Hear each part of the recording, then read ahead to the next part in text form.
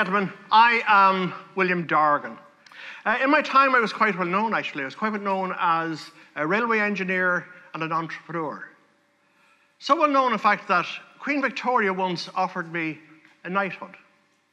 However, I declined it. Now, I declined it gracefully, but I declined it, telling her that I preferred to remain simple Mr. Dargan. But that's a story for another time. Anyway, tonight's story I want to tell you about is how I brought the railway to Bray, from Dublin to Bray. Almost overnight, Bray was transformed from being a fishing village to being into a premier resort.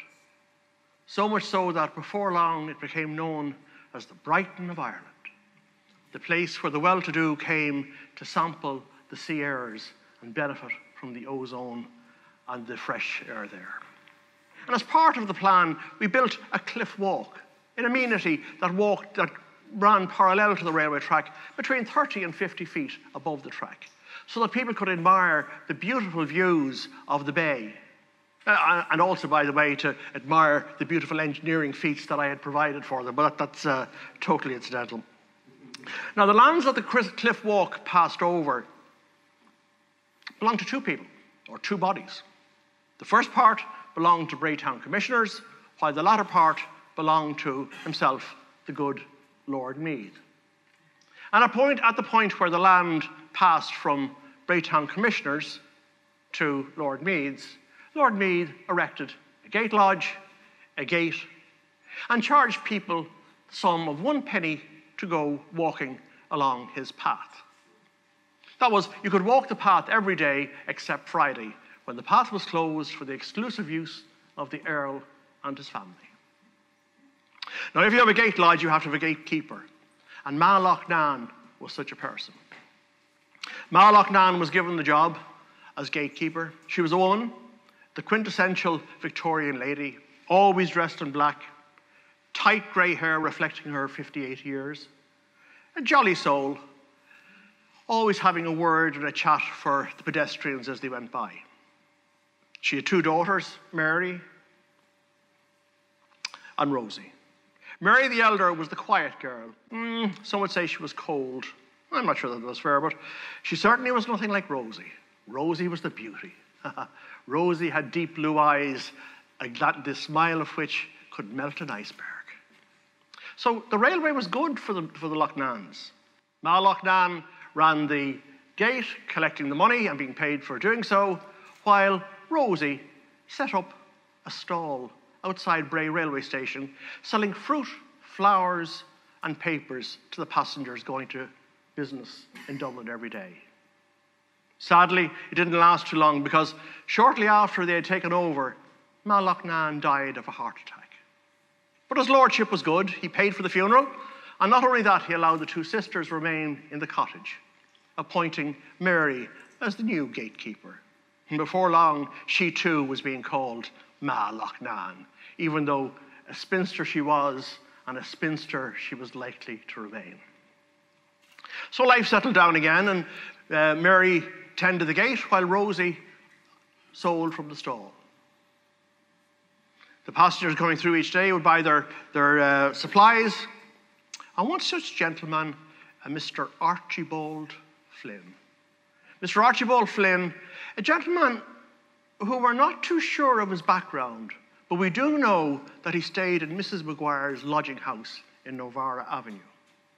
And every day, Mr. Flynn would stop, have a word with Rosie, enjoy her smile, and buy a carnation, which he would put in his buttonhole. He was a handsome man. He was in his 30s. He was tall, a moustache, a kissed curl for a hair, and a devilish wink in his eye. Before long, Rosie found herself reserving the best carnation for Mr. Flynn.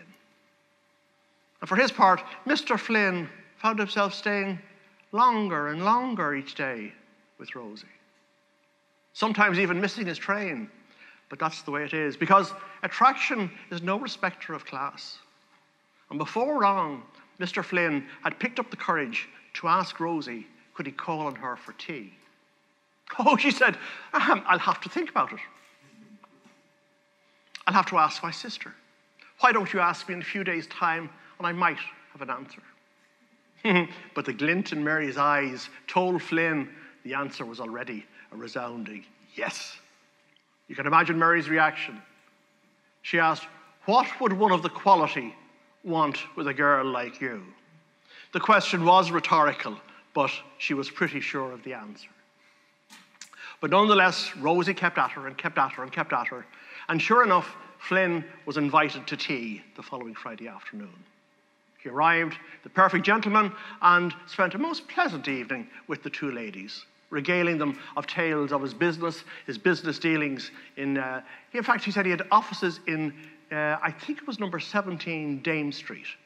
The nature of his business he was a little bit vague about, but a thorough gentleman.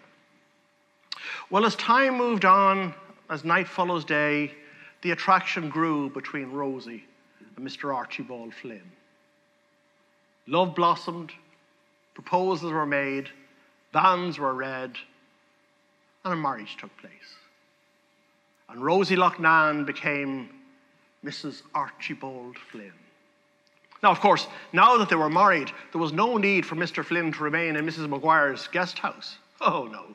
He decided it was time for him to move into the gate lodge with the ladies. And I can't say that Mary was overly pleased with the idea, but it did make practical sense. Life settled down. Mary, in fact, had never seen Rosie so happy. Now, occasionally, Mr. Flynn's business dealings would have him stay late in town, and occasionally, very occasionally, it would be the last train he would catch home. And that was the nature of business, I suppose. But one night, Mary was hanging her coat on the coat stand in the hall, and she happened to be hanging her coat over Flynn's. And she thought, was that perfume I smelled? Just for a moment, she wasn't sure, but yes, most definitely, it was the smell of perfume. A perfume that neither Mary nor Rosie owned. Her suspicions grew. Her suspicions grew even more when, not long after, Flynn announced that there was a rather important deal that he was negotiating, and he was hoping to close it the following Friday, but it would require having dinner very late with the client, so late that, in fact, he would be unable to get the last train home. He would have to remain in the city. You can imagine what this did to Mary's suspicions. She hatched her plan. She was going to follow him. The following Friday morning, Rosie left early, as she did every day.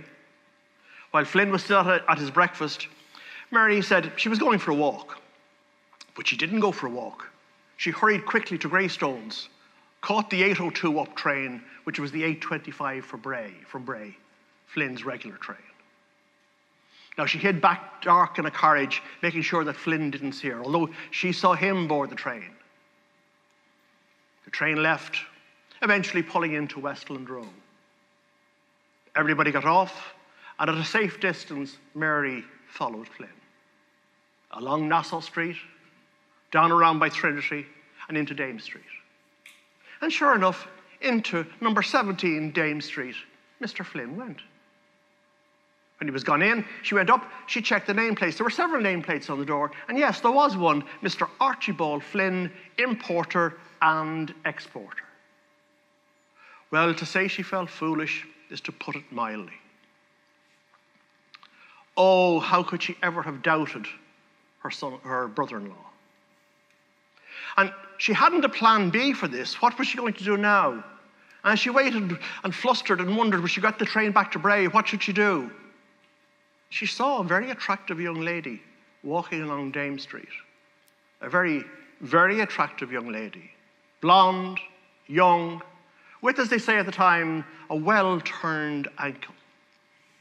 She approached number 17 and entered with confidence. This was not the first time this young lady had been at number 17 Dame Street. What to do? Will I wait? Will I go? Will I stay? Will I go? Mary didn't know what to do. She was a dither. Before she could make any decision, the decision was made for her.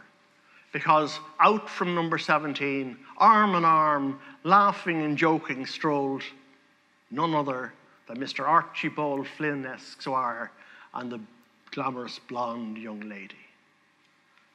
Along Dame Street they strolled, up Grafton Street, Bewley's a stroll in the green, and having a rare old time for themselves. They retraced their steps, heading down towards Sackville Street before disappearing finally into Wynn's Hotel. Mary waited and waited and waited. Waited, in fact, until it was clear that Mr. Archibald Flynn and his lady friend weren't going to emerge from Wynn's Hotel that night. She went home, and all the way home, she was asking herself the question, tell Rosie or don't tell Rosie? Should I tell Rosie? Should I not tell Rosie? Almost like the rhythm of the train. Will I tell her, won't I tell her? Will I tell her, won't I tell her? However, once she arrived back at the cottage, one look at the innocent face of Rosie, and she knew she had to tell her. Rosie stood for a moment and then swooned into a dead faint. Mary tried to revive her and did revive her, but when she revived her, those beautiful blue eyes that I told you about at the beginning were gone. And in their place, there was an icy steel stare. Rosie would never be the same again. They hatched a plan to deal with Mr. Archibald Flynn. Flynn arrived home the following day, full of bull and baloney about how successful the negotiations had been and how wonderful a deal he had, and it was see them set for years to come. The sisters feigned interest. They managed to keep their real feelings to themselves. Later that evening, they sat down to dinner. And while Mary went to fetch the main course, Rosie engaged Flynn in idle chit-chat, the way husband and wife often do. But Mary, instead of picking up the main course, picked up a rather large cast iron skillet pot. This she applied to the back of Flynn's head with what I can only describe as very unladylike force.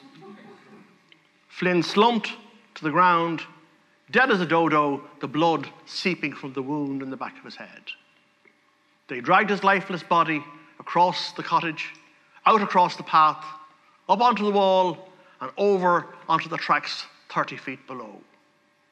Confident in the knowledge that the up train from Enniscorthy at 6:20 the following morning would hit the body, the inquest would be sure to return a debt of misadventure, and they would be rid of one Archibald Flynn.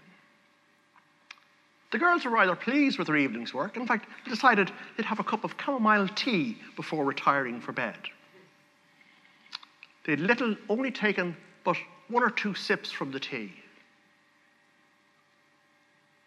when from outside they heard a low, terrible moan.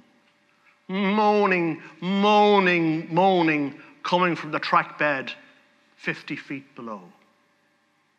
Occasionally interspersed by, Rosie, Rosie. Flynn was not dead, but wounded. What were they to do? There was no way they could get down to either help or finish him off.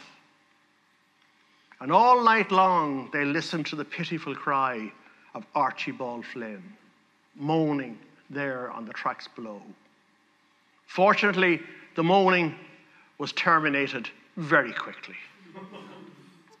The 6:20 from Enniscorthy is seldom, if ever, late. Now, that might well be the end of the story, but if you happen to be so foolish as to go walking the cliff walk of Bray during a full moon and happen to pause outside the ruins of Ma Lochnane's cottage, you just might hear a sound, a low, terrible moaning. Of course, it could be simply the breeze blowing through the telegraph wires, but I'm not so sure.